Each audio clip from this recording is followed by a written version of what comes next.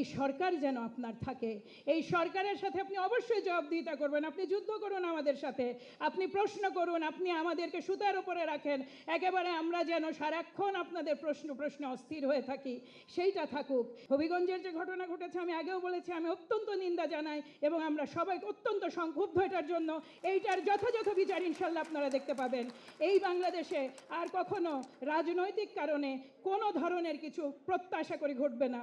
ডিফারেন্সটা কোথায়? ডিফারেন্সটা এইখানে। আপনি এখানে এসে আপনি আমাকে জুতা দেখাতে পারেন, ওটা আপনার অধিকার। আপনি কতদূর নামবেন আপনার প্রতিবাদ করতে, যে সেটা আপনার রাইট ভাই, আমার ওখানে আপত্তি জানানোর কিছু নাই। আমি আমার জায়গায় সরকার দল হলেই আমার হাত পা কিন্তু বাঁধা। কাজেই আমি অন্তত মনে করি সব ধরনের ক্ষোভ জানানো জায়েজ আপনাদের জন্য। আমাদের চেষ্টা আছে, আমরা প্রত্যাশাও করি আগামী জুলাই হতে হতে আপনাদের সকলের সাথেই ভিন্নভাবে দেখা হবে। আমরা হয়তো কথা অনেক দীর্ঘ করতে পারতাম, অনেক দীর্ঘ করলে ভালো ছিল, কিন্তু মূল এবার কথাটা এক কথায় শেষ করি। জুলাইয়ের লেন্সকে কিভাবে দেখে? আমি জুলাইকে দেখি একেবারে 100 ভাগ মাইনাস হয়ে যেতে দেখি। বাংলাদেশ আওয়ামী লীগকে তখন যখন এদেশের প্রায় প্রতিটা মানুষ, প্রতিটা দল মত নির্বিশেষে অন্তরে তীব্র ঘৃণা এক দল আর এক দলের প্রতি, এগুলো সব ভুলে যে এই বাংলাদেশের জন্য সবাই যখন দাঁড়িয়েছে, সবাই যুদ্ধ করেছে, সবাই রাস্তায় নেমে এসেছে। ওইটাই আমার লেন্স, একটা সামগ্রিকভাবে একেবারে স্বাধীনতা এবং সার্বভৌমত্বের প্রশ্নে এবং এই দেশ থেকে ফ্যাসিস্ট বিদায়ের প্রশ্নে যে এক কাতারে নেমে আসা, ওইটাই বাংলাদেশ। এই বাংলাদেশ যদি হিস্টোরিক্যালি দেখি তাহলে 12 ভূঁইয়ার সময় থেকে কোনো দিন কারো বসংবাদ ছিল না, ইনশাল্লাহ আগামীতেও হবে না। এই যে আমরা যারা বলছি বড় কথা বলে তো লাভ নাই, এই লাইন থেকে যেই বিচ্যুত হবে সেই নাই হয়ে যাবে। আমরা চাইছি এমন এক বাংলাদেশ, যেই বাংলাদেশে জনগণের ভোটে যেই সরকার আসবে সে যেন প্রশ্নের মুখে থাকে। দেখুন 300 জন সাংসদ যারা নির্বাচিত হয়েছেন, আপনারা কেন ভাগ করে নেন না? ধরে নিন ফেল করেছে সরকার এই মুহূর্তে, আপনি কি আর সেই আবারও বলছেন সেই জনপ্রশাসনের কথা, সেই জনপ্রশাসনের একজন অফিসার নিয়োগের কথা? সরি, আমি আমার ছোট ভাইয়ের সাথে দ্বিমত পোষণ করি। সেই জনপ্রশাসন যার বৃহদাংশ বা আওয়ামী সরকারকে পিলার হয়ে দাঁড়িয়েছিল, তাদের যখন আপনি একটা অফিসার নিয়োগ করবেন, অ্যাসাইন্ড অফিসার ফর জুলাই যোদ্ধা, আর কোনো দিন কিছু পাওয়া যাবে না। কেন ভাই, আপনার নির্বাচনী এলাকায় কয়জন আছেন? কয়জন মারা গেছেন আপনার নির্বাচনী এলাকায়? আপনি তো আমার ছোট ভাই বলে গেলেন 56 জন। এই 56 জনের দায়িত্ব 1,06,000 ভোটে যিনি জিতে এসেছেন, তিনি 56 জনের বিষয় নিয়ে কেন সংসদে কথা বলবেন না? কেন মন্ত্রণালয়গুলোতে যাবেন না? এই 300 সাংসদ কেন তাদের দায়িত্ব পালন করবেন না? আপনারা শুরু করুন, বিরোধী দলেরা, সরকারি দল যদি করতে না পারে তখন তাকে দোয়া দেওয়া যাবে, তখন তাকে ধরতে হবে। আমি আপনাদেরকে বলি, আমরা সব সময় ইম্প্রোভাইজ করেছি। সরকারি দলের প্রতিনিধি হিসেবে কথা বলার বিপদ অনেক, বিপদ দায়িত্বের, বিপদ জবাবদিহিতার, বিপদ আপনাদের যে ক্ষোভ আছে সেটা আসলে কিভাবে আমরা প্রসেস করব সেইটার। জুলাই যখন হয়েছে 2 বছর হয়ে গেছে, আজকে দ্বিতীয় বর্ষপূর্তি 2026।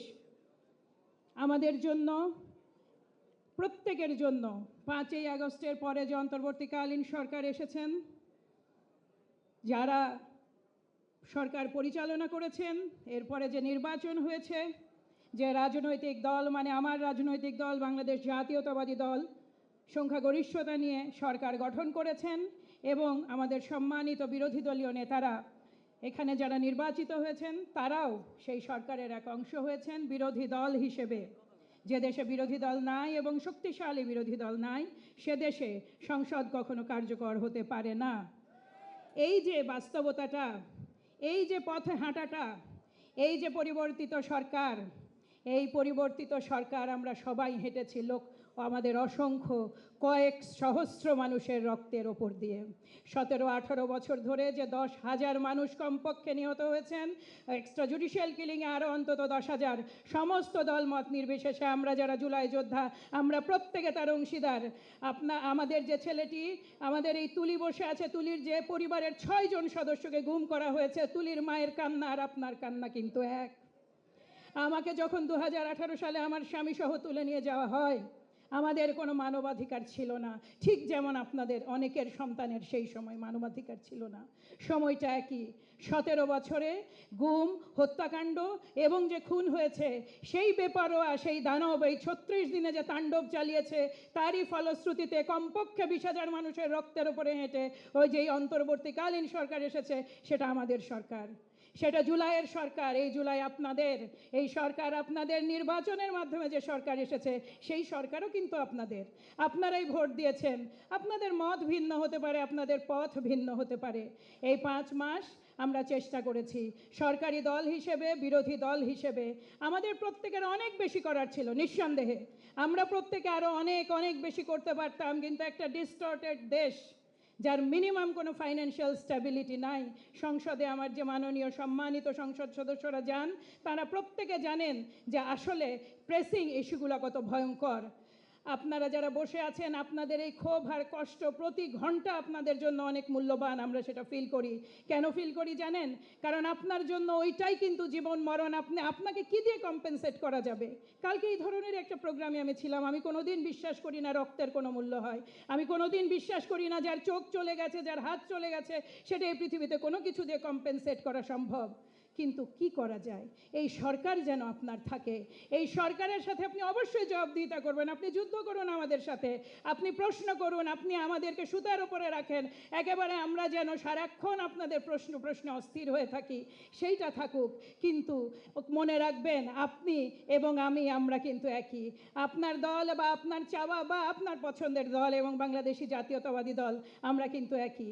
এই যে কিছুক্ষণ আগে আমি শহীদ সালাউদ্দিন কাদের চৌধুরীর একটা ভিডিও দেখছিলাম, দুর্ভাগ্যক্রমে ওই সময় যারা অ্যারেস্ট হয়েছিলেন, তাদের কয়েকজনের জন্য আমার দৌড়াদৌড়ি করার বয়স তখন আমার অনেক কম, আমার দৌড়াদৌড়ি করার সুযোগ হয়েছিল হিউম্যান রাইটস অর্গানাইজারদের সাথে, এই পরিবারগুলোর সাথে। আমি নিজ চোখে দেখেছি কিভাবে এগুলো হয়েছে, কিভাবে যখন ঐক্য ভেঙে টুকরা হয়ে যায়, তখন তার ফায়দা কিভাবে সুবিধাবাদী মহল নেয়। আমাদের এই দেশে দেশপ্রেম, সার্বভৌমত্বকে ভালোবাসা এবং শিরদাঁড়া সোজা করে থাকা, এই বাংলাদেশের জন্য সবচেয়ে বড় অভিশাপ। এই অভিশাপটা সবচেয়ে বড় অভিশাপ বলে বেছে বেছে কিছু মানুষকে দেশ থেকে সরিয়ে দেওয়া হয়েছে। আপনারা সবাই জানেন, আপনারা প্রত্যেকে এটার উইটনেস। এখানে ছোট ভাইরা কথা বলে গেছেন, এখানে কথা বলে গেছেন আমাদের সম্মানিত সাংসদ। একটা কথা আপনাকে বলি, ভোট দিয়ে নির্বাচিত করেছেন তো 300 আসনে 300 এমপিকে। আপনাদের প্রত্যেকের এলাকায় 2000 জন মানুষ, এখানে 1400 মানুষ আমরা এনলিস্টেড পাই, কিন্তু প্রকৃতপক্ষে আমার নিজের ধারণা নিহতের সংখ্যা 2000-এর নিচে হবে না। অন্তত এমন অনেক পরিবার আমি জানি যাদের পরিবার কখনো পরিসংখ্যানে আসবে না, তাদের পরিবার কোনো দিন কোনো অভিযোগ জানাতে যায়নি। এত দুরবস্থা, এত দারিদ্র এই পরিবারগুলোতে তাদের একজন সন্তান কেন হারিয়ে গেছে তারা সেটা জানে না, তারা এমনকি ভয়েসও রেজ করতে পারে না। এই সংখ্যাগুলো আমরা আননেমড ধরি। ওই আননেমড সংখ্যা, এনারা সকলেই কিন্তু এই ভয়ঙ্কর সময়ের ভিকটিম। এই ভয়ঙ্কর সময় আপনি আমাকে প্রশ্ন করুন, আপনি আর যা ক্ষোভ আছে সব ঝাড়ুন, কিন্তু আপনার পেছনে যেন কখনোই আর কোনো সুবিধাবাদী মহল সেটা সুবিধা নিতে না পারে। সরকার আপনাদের, আগামী ভোটে যারা আসবেন, আক্তাররা সামনে বসে আছেন, সামনে মার্দিয়া আপু বসে আছেন, আমি প্রত্যাশা করি যে আগামী সরকার তারা গঠন করবেন। সমস্যা নাই তো, এই জিনিসটাই তো আমরা চাইছি। আমরা চাইছি এমন এক বাংলাদেশ, যেই বাংলাদেশে জনগণের ভোটে যেই সরকার আসবে সে যেন প্রশ্নের মুখে থাকে। দেখুন, 300 জন সাংসদ যারা নির্বাচিত হয়েছেন, আপনারা কেন ভাগ করে নেন না? ধরে নিন ফেল করেছে সরকার এই মুহূর্তে। আপনি কি আর আবারও বলছেন সেই জনপ্রশাসনের কথা, সেই জনপ্রশাসনের একজন অফিসার নিয়োগের কথা? সরি, আমি আমার ছোট ভাইয়ের সাথে দ্বিমত পোষণ করি। সেই জনপ্রশাসন যার বৃহদাংশ আওয়ামী সরকারকে পিলার হয়ে দাঁড়িয়েছিল, তাদের যখন আপনি একটা অফিসার নিয়োগ করবেন, অ্যাসাইন্ড অফিসার ফর জুলাই যোদ্ধা, আর কোনো দিন কিছু পাওয়া যাবে না। কেন ভাই, আপনার নির্বাচনী এলাকায় কয়জন আছেন? কয়জন মারা গেছেন আপনার নির্বাচনী এলাকায়? আপনি তো, আমার ছোট ভাই বলে গেলেন, 56 জন। এই 56 জনের দায়িত্ব, 1,06,000 ভোটে যিনি জিতে এসেছেন, তিনি 56 জনের বিষয় নিয়ে কেন সংসদে কথা বলবেন না? কেন মন্ত্রণালয়গুলোতে যাবেন না? এই 300 সাংসদ কেন তাদের দায়িত্ব পালন করবেন না? আপনারা শুরু করুন, বিরোধী দলেরা সরকারি দল যদি করতে না পারে তখন তাকে দোয়া দেয়া যাবে, তখন তাকে ধরতে হবে। আমি আপনাদেরকে বলি, আমরা সব সময় ইম্প্রোভাইজ করেছি। 14ই জুলাই রাতে যখন ওই আমাদের সন্তানদের, আমাদের মেয়েগুলোকে মারা হলো, ইম্প্রোভাইজ করা হয়েছে যখন পাবলিক ইউনিভার্সিটিগুলোকে বন্ধ করে দেওয়া হলো, প্রাইভেট ইউনিভার্সিটির বাচ্চারা নেমে আসলো, এগুলো সবই ইম্প্রোভাইজেশন। এবং এই সামনে যদি একটা সমস্যা আছে, সরকার কি একা কখনো ফাংশন করতে পারে?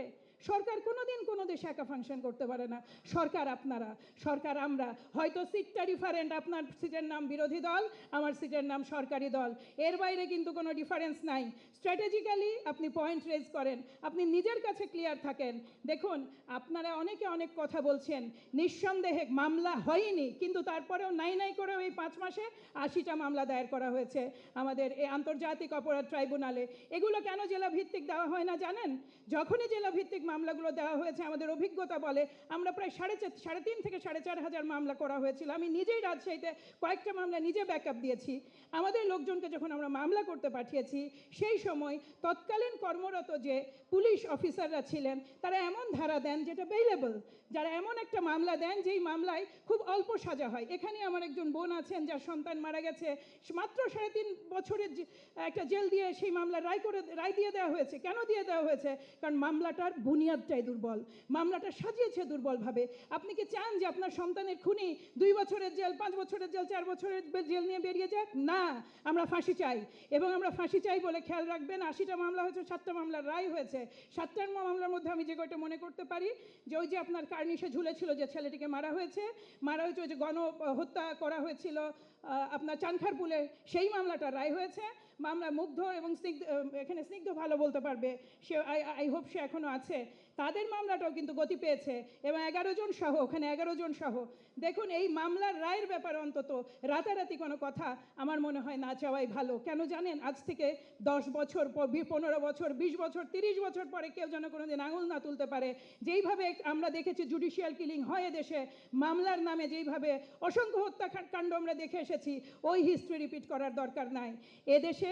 হ্যাঁ, আমরা চেষ্টা করেছি। আমি খুবই খুশি হতাম জুলাই রেভলিউশনারি অ্যালায়েন্স যদি আইন মন্ত্রণালয় থেকে কাউকে আনতে পারতেন। আমি নিজে আইনজীবীও নই, কিন্তু আমি সহজ কথা যেটা বুঝি সেটা হচ্ছে আপনি এবং আমি এক। 2018 সালে যখন আমাকে আমার স্বামী সহ তুলে নিয়ে যাওয়া হয়, আবার ওই কথাটা রিপিট করি, ওই দিন আমি জানি যে আমরা কেউ না যদি না রাষ্ট্র আমাদের পদানত হয়। রাষ্ট্র পদানত কখন হয়? যখন একজন মানুষের হিউম্যান রাইটস একেবারে ম্যাক্সিমাম উন্নত অবস্থায় থাকে। এই জায়গাটা আমাদের যুদ্ধের জায়গা। যা ঘটে গেছে